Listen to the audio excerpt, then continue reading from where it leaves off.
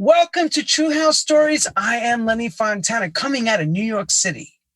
As you see, from Current Power Record Studio, right here in New York. And I am blessed to bring this week two giants in the music industry. You know how I always love the Paradise Garage, and I always talk about the more soulful side. Now we're going to go to the other side, more, we should call it the wider side, the high energy side, the more commercial style side of the business of disco and dance music.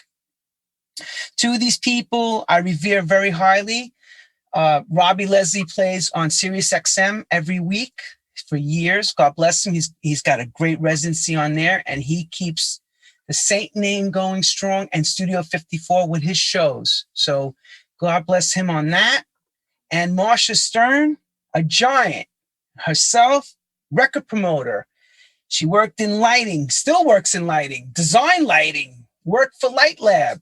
The people that you see in Saturday Night Fever in that disco movie where you see the guy moving the sliders. If you ever watch in a DJ booth, there's a little Light Lab controller, okay? And the guy is next to, I forget his name right now. I can't think of his name anyway.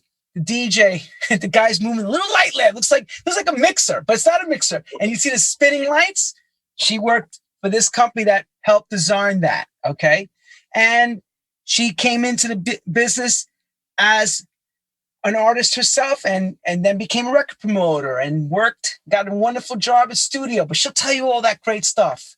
But anyway, enough of me talking. I like to introduce Robbie Leslie and Marsha. Hi, Lenny. Thank you, guys, girls. Hey, God bless. They made it. We had a little bit of a hiccup, a little delay. As you see, Robbie's in the car. He'll tell you in a minute. Hey, Robbie, how are you? I know you just got the shot. Are you okay? I'm so far so good.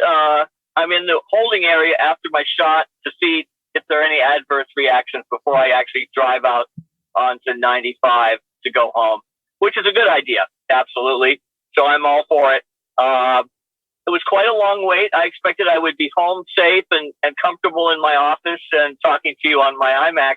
But, DJs have to be very resilient and very, able to change direction in an instant. So this is just part of our lifestyle, I think. Hang on. So if I gave you a pair of Thorns TD125s floating with rubber bands right now, you'd be fine, basically, right? Well, I wouldn't be happy, but I'd be fine. Yes. Fine. You get through it, right? Absolutely. The party is what matters, man. That's exactly right. Marsha, come on up. I'm going to interject a little anecdote here. Roy always used to carry extra rubber bands in his bag when he worked at studio for that very reason. Same with Larry Levan at the garage through the night. The record they'd have to pull the platter off to change the belts. Hated it. Wow. Wow. But again, we welcome you both, and everybody in the UK is coming in all over the world. And let's see. This is what we do, everyone. We start with the same question. I'll let one of you pick it, but you'll both answer it, each on your own. How does music find both of you at a young age? Where does it begin? Who wants to take it first? Go ahead, Ladies first. Ladies first. Okay, Marsha. All right. I would say music found me as a direct result of my mother at a very, very, very young age. Some of my earliest memories, 5, 6, 7 years old, were going to the Young People's Opera down here in Miami. And my mother's best friend actually was an opera singer. So I was also backstage at a very early age. And I remember by the time I was in, I guess, second or third grade, I was taking piano lessons. And so music has always been a big part of my life. My aspirations when I moved to New York had nothing to do with lighting and everything to do with music. As songwriter, producer, I was a percussionist for the most part. And that's how music found me, my mommy. Who was Viennese from Vienna, both of my parents. So Vienna being a very musical city as well. Oh, yeah. Wow. Robbie? Okay, I've been thinking about it since Marsha's been talking. One thing I remember is that as a very young child, probably about, I'm going to say 4 or 5 years old, and I remember my mother telling me that she wrote songs for, there are 3 brothers in my family, that she wrote songs for all of us. And I remember one day she brought home a 45 record, and it was I Want to Be Bobby's Girl. I don't know if you remember that song. It was kind of a pop radio song. I'm not going to sing it for you right now, but she told me that she wrote that song for me. And I remember also that she said she wrote the song Michael, Row Your Boat Ashore for my older brother Michael. Now, of course, this was all just, total fiction, but as a child, I guess this was like entertain us or make us feel special or something like that, because, we wouldn't have the wherewithal to look at the writing credits or anything like that. But that is a very real early childhood memory. And I can say that I lived and grew up in a pretty unmusical house. The radio was never on. The hi-fi, they weren't playing records at all. And my initial exposure to music, I think, started when I got my first car. So that would be in high school, the middle of high school, and the radio was on constantly. And I gravitated very quickly to like Motown and R&B music, and I was a huge fan of Aretha Franklin. I remember, and in fact, she was the first artist I ever saw live in concert in Boston. So it was a big gap of no music. And then suddenly I just went in and, I dove in. And ever since it's been just nonstop. Wow. Okay. Yeah, because I've seen also that you constantly put up really nice photos of your family and things that are kind of like nostalgic with movies and stuff at times. Oh yeah, I'm very lucky. My father was a real shutterbug, and he had very good equipment, and I have a lot of wonderful pictures from my childhood and my teenage years, and so I'm very lucky. And another thing I forgot to mention is my parents, they always had season tickets to like the Symphony and the Grand Opera in Florida when we were down in Florida for the winters. And my father never wanted to go, so I was, by default, would usually accompany my mother to the Symphony and whatnot. And I think that gave me a lot of familiarity with that kind of music and orchestration. In other words, it wasn't strictly like pop music and dance music. So that sort of fleshed out, I think, my taste for when disco really was big and it was fully orchestrated and had like amazing arrangements. I already kind of had an awareness of that, how to build that kind of sound. So you're talking now, this is like early 70s, very early 70s, right? Correct. Late 60s and early 70s. Yeah, right. No talk about DJing yet, right? This is no talk about any kind of DJing or anything like that. None whatsoever. In fact, I never had really aspirations. I used to go to the clubs as soon as I was legal. I would go out, but I had no fascination with the DJ. I love the music, and I really gravitated to like the, Norman Harris, Philly Sound, all the stuff that was coming out in the early 70s, the 3 Degrees and the Tramps, and all the little, indie labels, Executive Suite, some of those fantastic songs. And it wasn't until I was hired to work on Fire Island as a waiter, which was a very weird experience. I waited on the parents of the owner of the club in Florida, and they were so taken by my waiting skills. They told their son, they said, "You've got to hire this guy for your restaurant." So it turned out that he did. And I started working at the Sandpiper on Fire Island, which was a restaurant and then a disco later on in the evenings. And I just absorbed the music, but had no interest in getting in the booth. And it wasn't until about, I think, 1977 that I asked if I could sort of dabble in it off season. And they said, sure, we'll pay you because, you're not a professional and you might lose us money. People might leave the club. but go ahead. It's not going to be that crowded, so it's not that much of a gamble. But that's how I got into it, and it was such an instantaneous, like a heroin fix. It was like from the very first experience in the booth, and that kind of visceral reaction with the dance floor. I was instantly hooked. When you're talking about Sandpiper, right, in Fire Island, who was the DJ that was there when you were right before you started? Do you remember? Right. That's an amazing thing.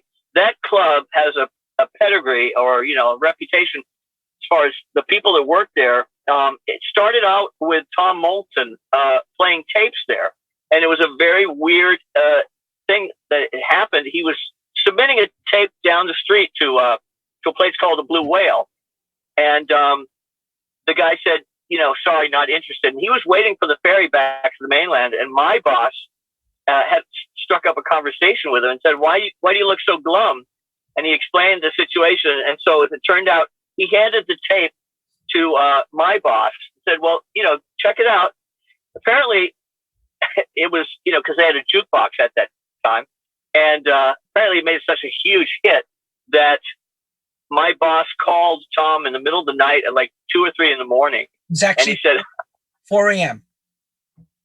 Oh, it's 4 in the morning. Okay. And he said, I've got to get more of this, of what you're doing. You've got to provide as many as you can. And they had a relationship, like a musical, buying tapes from Tom. He never actually spun live, but he was the first person, I guess you could say, that played like a nonstop mix in that club. And at that point, it was very, very fresh, very new, and like the DJ as a tastemaker was still a very new thing, even in Greater New York. And so after Tom, they hired DJs like Richie Rivera, Howard Merritt, Alan Dodd, Larry Sanders, Tom Savarese, just the best of the best from Manhattan, because they were so nearby. And so all this time that these guys are playing, I'm like absorbing all their wonderful music and their amazing taste and how they put it all together. So that was kind of like my, what would you call it? My schooling was being in their illustrious company. Your apprenticeship. Yes, perfect. My apprenticeship, exactly. Oh, and I left out Roy Thode, who of course he was like the king of Cherry Grove, which was right next door. And so on my off nights, I would go down there to hear him spin. Oh, wow. And on his off nights, he used to come up to the Sandpiper with me. That was our Monday night date night. And we would listen to Robbie as he was growing as a DJ. And Roy would always very impressed with your growth as a DJ, Mr. L. That's pretty cool. That's pretty cool. And the funny thing is, like I only found out about this kind of after the fact. And it's always been a wonderful thing to realize that, he didn't make a big fuss about his being there, like here I am, I'm supporting you or anything like that. It was just very quiet and very discreet, and which makes it all the more sweet, because he was, that's the kind of person he was. He was very supportive, but he didn't want to impose his presence or his stardom onto my my dance floor. We always used to go sit at those bay windows right at the harbor with our back to the harbor, and literally in the dark in the corner, and just for hours and listen and listen and listen. Wow. Amazing. I love that. And maybe say hello on the way out, or nice night, or thank you on the way out. But that was pretty much it. Right. Remember the little room you lived in upstairs at the Sandpiper? Oh yeah, my little dormitory room. Yes, right above the dance floor. Actually, it was. Indeed. Yes. So I could hear what next week were you playing at the Sandpiper? How many nights a week during that time? I worked the weekdays. The name DJs worked Friday, Saturday, and Sunday. I believe Sunday, and then I would work Monday through Thursday. And the great thing is, because as I said, Roy was like the king of Cherry Grove, and everybody back then went to the Ice Palace to dance on Saturday nights. And so, consequently, the Pines was like a ghost town. It was deserted. And so I had Saturday night off. I had a summer job. Think of this, a summer job, and I was able to have Saturday nights off and do whatever I wanted. So I'd either go to the Ice Palace with everyone else, or I would take the Long Island Railroad into the city, and I'd go to 12 West, or that was probably my favorite club, or down Christopher Street, and hear the DJ. I think it was Jim Burgess back at that time playing. So I mean, I had the most choice job ever. I got to spin and I got to go out Saturday night. What more could you ask for? You played on the nights that most people are working, and you're off on a night when you can go into Saturday night to New York and go dance at 12 West and listen. I was Exactly. Tom Savarese as well, and playing at 12 West at that time, right? Yes, that's correct. Yes, in fact, I think he was doing double duty at the time. He was doing the Sandpiper and 12 West at the same time. Yeah. Wow. I know, right? Yep, Miss Stern. So how do we find ourselves coming to New York? What brings you into New York to start? How did that happen?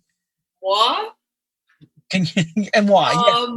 I actually was going to continue my musical education. I kind of had a little bit of a lapse in going off to the University of Florida and looking at a profession that my parents thought was good, but it really didn't, pull at my heartstrings. And I found myself back in Miami, North Miami, after a couple of years, living in Miami Lakes, actually, at the time.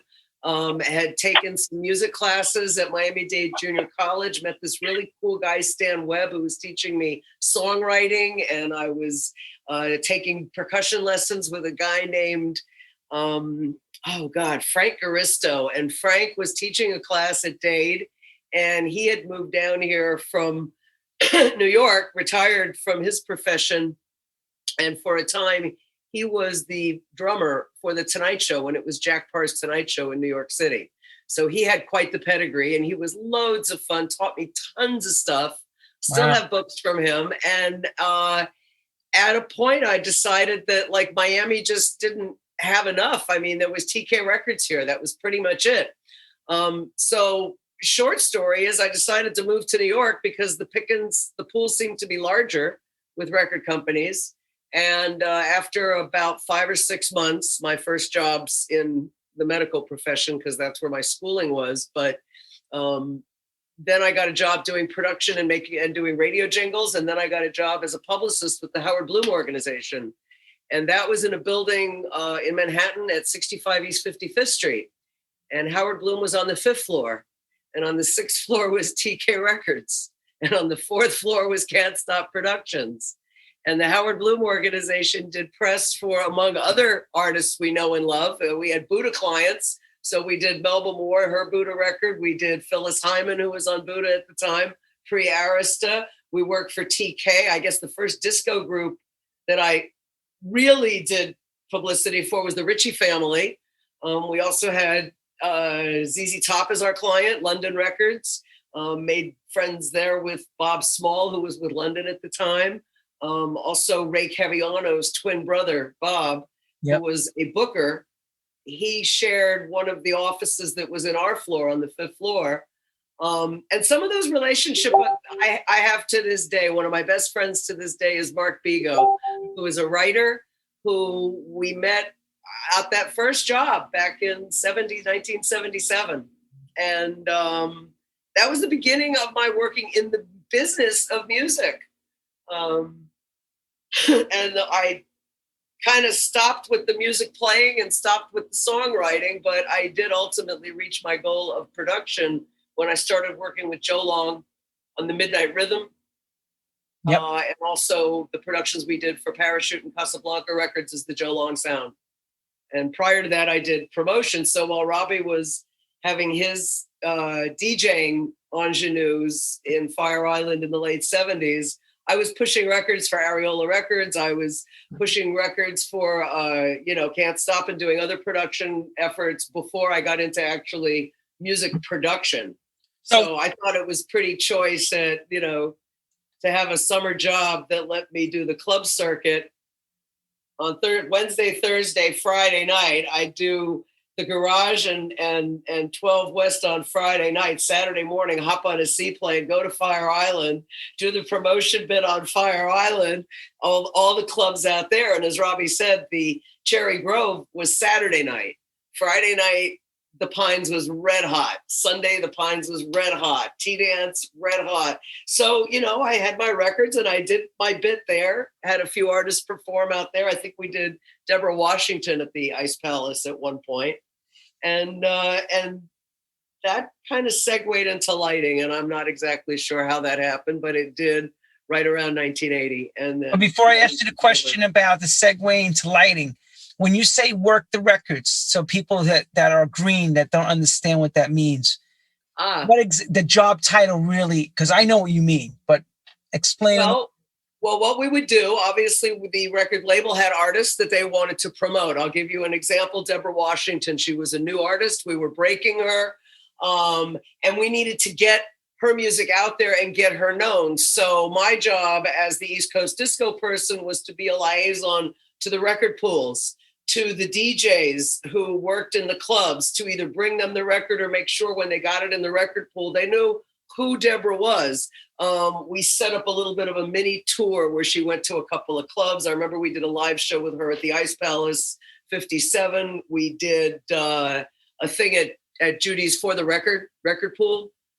And we would get the records out there in the clubs. I was not a radio promoter. I was a club promoter. So my liaisons were with the club DJs and they in turn were kind of changing the music industry back in the 70s, as you guys know, because radio was the way that the Hot 100 was tracked, that the sales were charted, that the entire music business ran. And all of a sudden disco came into the mix and you had DJs playing records that they were given as promotional copies and people going to the stores to buy in massive quantities. Artists like Saturday Night Fever, Bee Gees, or Donna Summer, or Giorgio Moroder, and all of a sudden record sales were off the charts and they weren't on the radio. And it really messed up the recording industry because they didn't know what to do with us. They didn't know where to put you. Yeah, that's what happened. All of a sudden, you can have a record that would work in the clubs and do 250,000 sales from a record never heard on radio. Just a record played in New York alone, no less. Probably case in point, the gold record behind me. It was given to Roy for Sylvester, his album, Step by Step, I think it was, or Step 2 was the name of the LP. And, that was something that really didn't exactly get a lot of pop airplay. I'll pull that. Maybe on the disco stations, which didn't come about until the 80s, really. In the 70s, it was WBLS, so you had good hardcore R&B. Right. I'm showing them. I don't know if they could see the gold record completely. I don't know. I think the resolution might be too big on those. Yeah, all right. I'm sorry. That's okay. I should have sent him his PNGs instead of JPEGs. That's all right. I tried. But that gold, it was kind of interesting what disco did. It sort of did turn the music industry on its ear from the traditional sense of record sales, charting, radio stations, et cetera, et cetera. All of a sudden, you got a WKTU disco station that emerged because of that. I think that those things are kind of forgotten a little bit. Yep. And there he is right behind you, Roy. That nice picture. Yeah. Right above. Can you pull that picture and show everybody? I sure can. Thank you. Look at that awesome picture Roy Thode, everybody. I'll bring it a little closer. Wow. He left us so young. He did. And, I certainly, you never know when things happen, how they're going to affect you. And you always think, oh, this is, the best friend or the closest X, Y, and Z or whatever. And I must say, 40 years later, almost 39 years later, he really was one of the closest, most special, most endearing relationships I ever had in my life. It was just a shame that it was so short. I can't imagine what it would have turned into had he lived past 1982. Yeah. We were so solid. But I was very fortunate and I was given much of his legacy. I was given much of Roy's master reels. I've got tons of reels, which I've been digitizing and putting together. A few of them have been broadcast on Robbie's show at Sirius, and a few of them I've done as my own specials or specials with Robbie that were dedicated to Roy. We've done a few of those. We did a few performances together out on Fire Island that we also did a live broadcast. One of them was fun. It was Robbie and Roy play together for the very first time. And it was, I guess, let's just say a 5-hour tea dance or whatever. And I had one of the performances of Roy's from the Ice Palace, Cherry Grove. And we would play an hour of his performance, and then Robbie would mix from that into him playing live, and then segue into another portion that was, hour 3. So the momentum of the music, the flow of the tea dance remained the way we wanted it. It wasn't choppy, and Robbie would be the live connectivity between the two pre-recorded segments. It was really such a wonderful, wonderful tea dance. And, it was so joyous to see the crowd reaction in 2015 or 16 to Roy's segments that was just as vibrant and viable as the crowd reaction when it was live in 1979 or 80. Wow. It's amazing that he recorded that stuff. It's great that he did. He did. I think that beyond saying I have tapes or people would want to buy tapes or give people tapes as presents, he recorded them because he used that as an effect. And if you ever listen to Roy's music, he does some wild echo and reverb effects, and all of them are created by taming the delay from the reel-to-reel deck. Right. The outputs. And that's why the tapes were recorded, because they were used. And then from those, you ended up with a catalog of them. Some tapes, as I've gone through, they say one thing and they're fine and la-di-da, and 30 minutes into it, it cuts and it breaks into something else. And I know he just took a tape and recorded over it, and who knows what it really is. That's what made the magic of playing in those days like that. You did things on the fly. That's just what it was. But let's go back to you now. So you're doing promotions and running around from New York to Fire Island, all these places.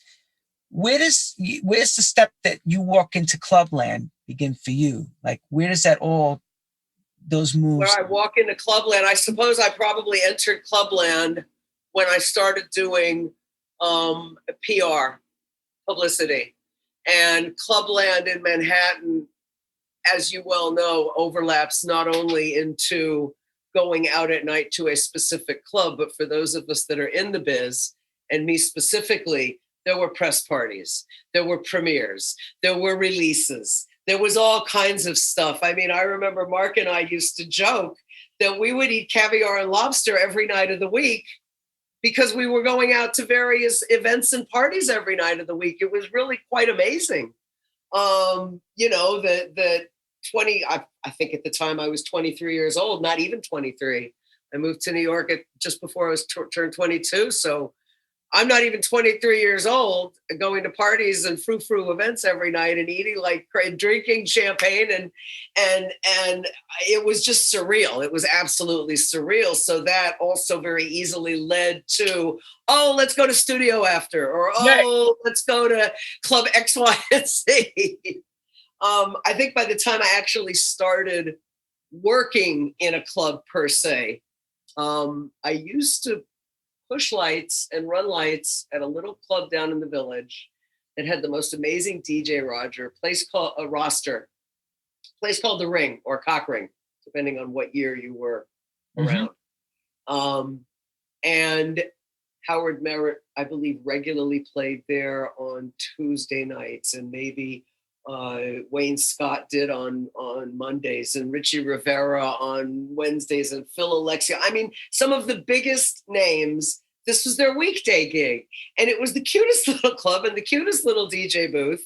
And during the week, I would go in there and run lights, usually for about $30 and all the booze that I could drink because the manager was awesome, and Frank, hired me to do lights. But the most unique thing about that club and the lighting, there was a typewriter, an Olivetti typewriter. If you remember what an old-fashioned typewriter key looked like, where you hit the button and the little hammer would go up. Yeah. And Tommy Kozalka, who was the lighting guy at the club, he had converted that typewriter into being literally a lighting console. Really? So when you hit certain keys, it hit relays that would turn on various pin spots around the room, lighting various elements in the room, whether it was, a series of various lights on the mirror ball. And you could then also quite literally almost play the piano to the lights. And I am convinced that it is that little invention of his that led to Light Lab adding the 4 push buttons on their Light Lab LP4000 controller. That was just faders. Right. And then the one that they came out with in like 2000 added 4 push buttons at the bottom. Wow. So that was really the first time I got paid to run lights, and the first real, professional gig of mine was at New York, New York. And before that, I was at studio all the time with Roy. He played there on Thursdays. Did also did Francois Kevorkian play at that time too at New York, New York? Yes, and at Bonds. Right. Yes, I was at studio all the time, but I was there with Roy, and Roy worked there 2 nights a week. Just like I was at La Mouche a lot. Kevin Burke worked there, Wayne worked there, Sharon White worked there. Right.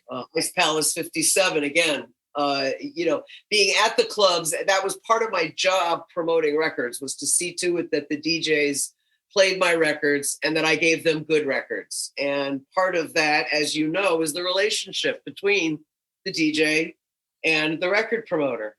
But here's the question. Yeah. You are musically gifted, of course.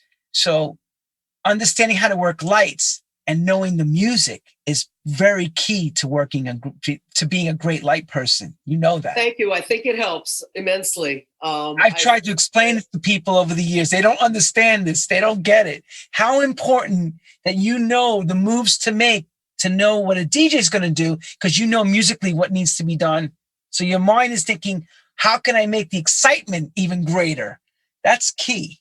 Well, that, and the way that happens, at least for me, is I can visualize almost an orchestral score where you might have a myriad of instruments that are picking up different notes. So if I'm doing lights to a song, as much as I'm trying to convey the mood, I'm also trying to pick pieces and parts of the song musically that I can enhance visually. And maybe the dancer will be aware of, a small percussion piece or a flute that they would not have necessarily heard in the mix otherwise.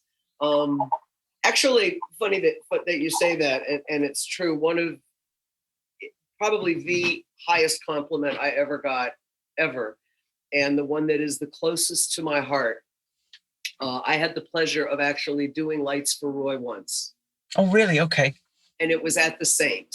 I sent you that schedule in my two large pictures. The picture of the In any case, that was the only time I have ever actually officially worked for him and did lights for him while I was with him. Most nights when he worked at various places, it was as a friend, a companion, and someone helping more on the musical end.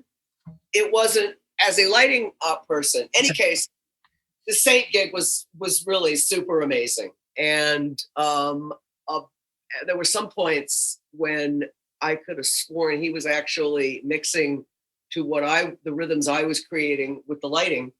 And at one point he walked over to me and he said, "I just want you to know, I've never seen my music before until tonight.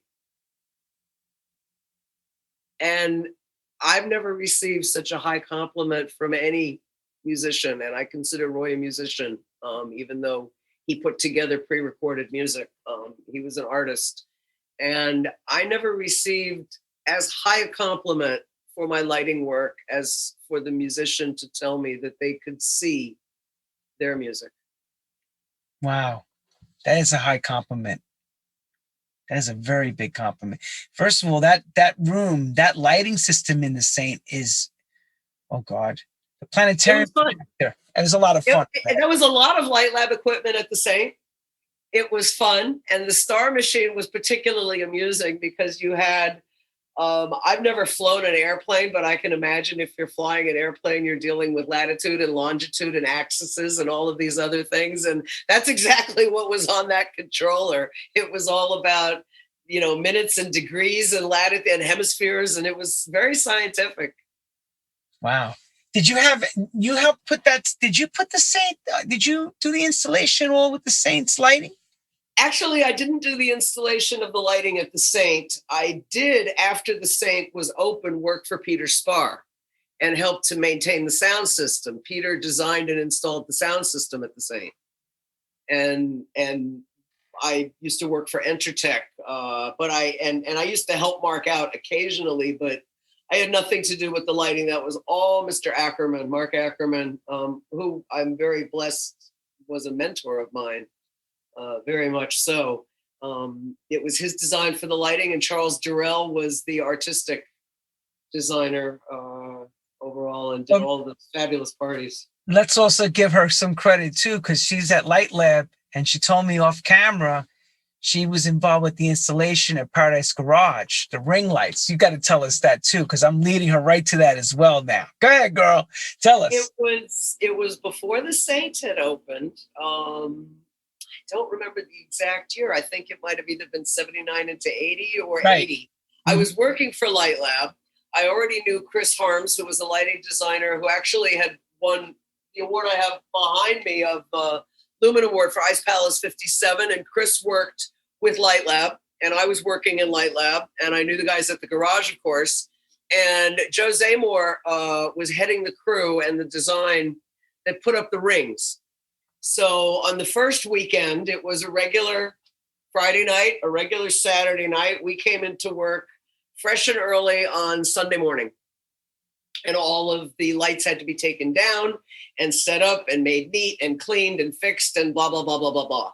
And it was at that time that I learned to put an Edison plug on. What is an Edison plug? Well, you know that plug that you plug a light into the wall with? It's called an Edison plug. And I didn't know either. And I was given a task to clean and put the plugs on these new fixtures that were going to be replacing the old ones. And I said, if you tell me what it is and show me how to do it, I'll be more than happy to. And they did. And there I sat putting up like 800 plugs on all the gazillions of lights.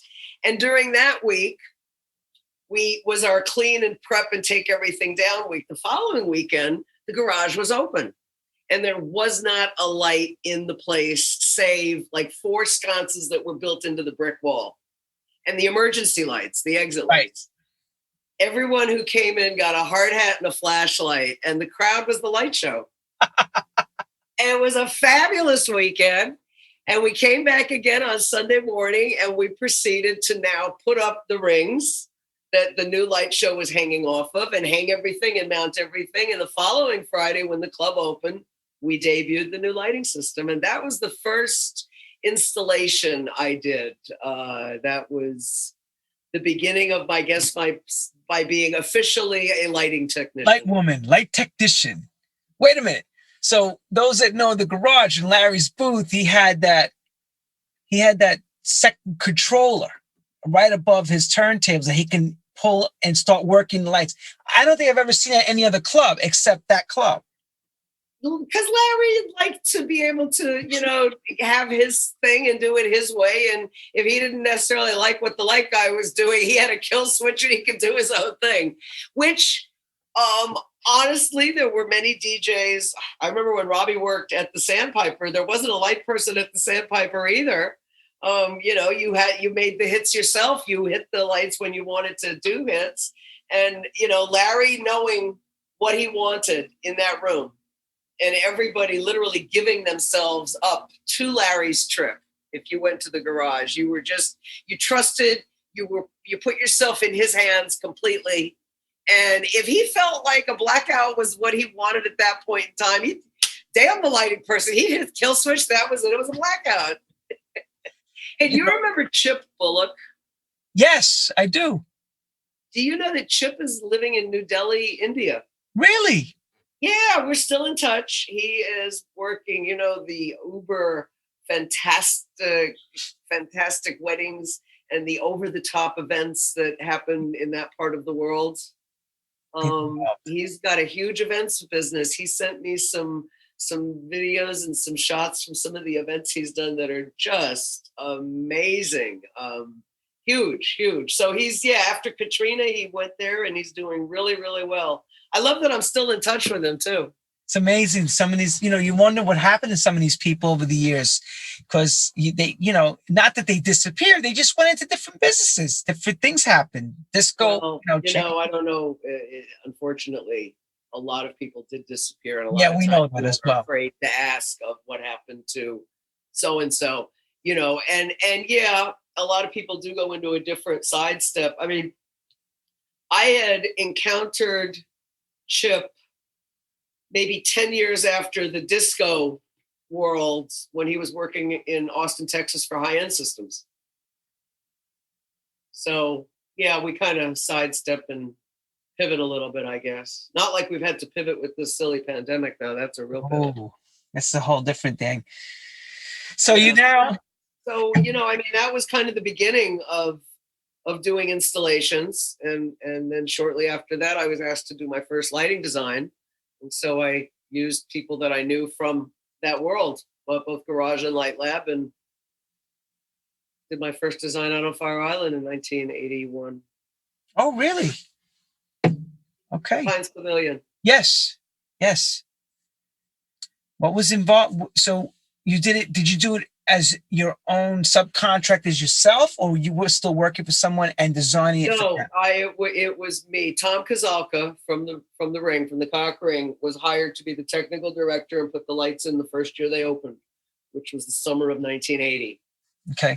And I was approached by the owners in the fall, and they asked me to be the tech director for next year. And I said, next summer. And I said, I'd love to. And they said, by the way, all the lighting equipment was rented, so you need to design some lights also. And I thought about it, and I called my mentors, Mark Ackerman and Chip Bullock, and I said, hey guys, what do you think? Can I do this? And they said, yeah, sure. And Chip said, sure, I'll help you along. And Mark bought me a book that was How to Read a Blueprint. And I called up Larry Lavorgny. I said, yep, I'll do it. Jesus, wow. So and that was my first permanent installation in anything. Wow. Talk about learning on the job training. I mean, this is no like you went to school, became electrical engineer. You just learned on the job. Here's your Thomas Edison plug. Here's your Edison plug.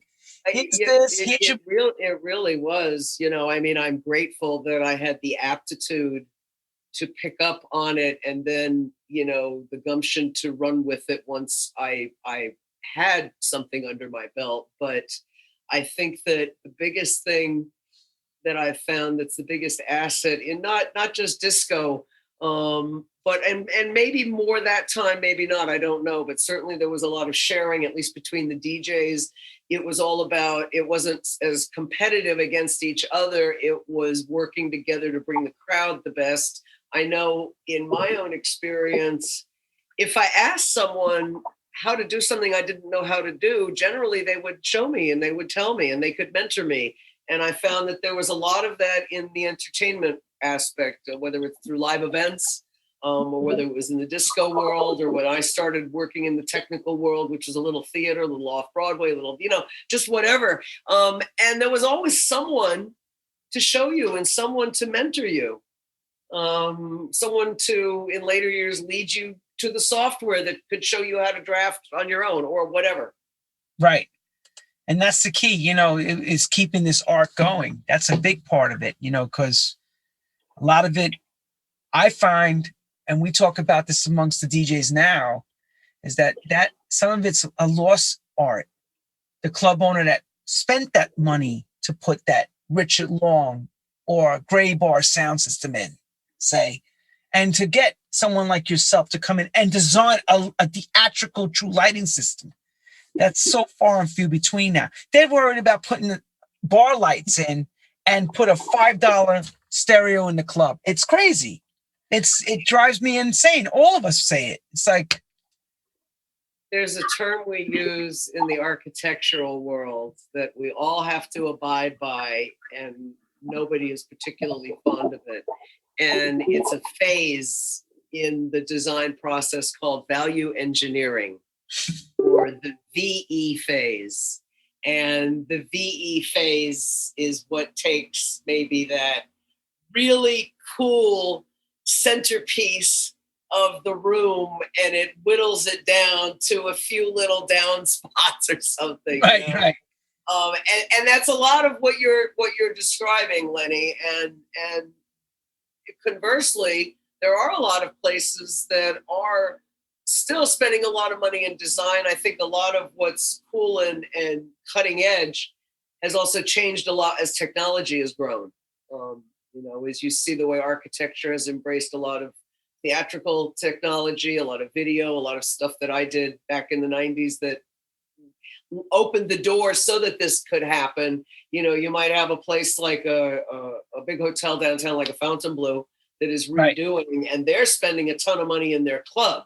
Lighting designer by the name of Steve Lieberman, who before that had done a lot of ultra events.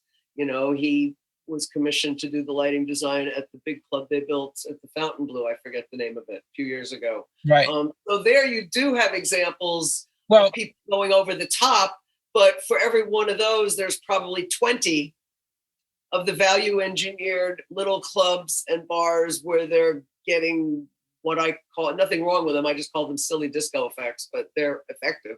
It's true. Where you can put up one or two things that do a cute little whatever, and there's your show lighting. And instead of doing it for 3.2 million, you've done it for 56,000. Right, exactly.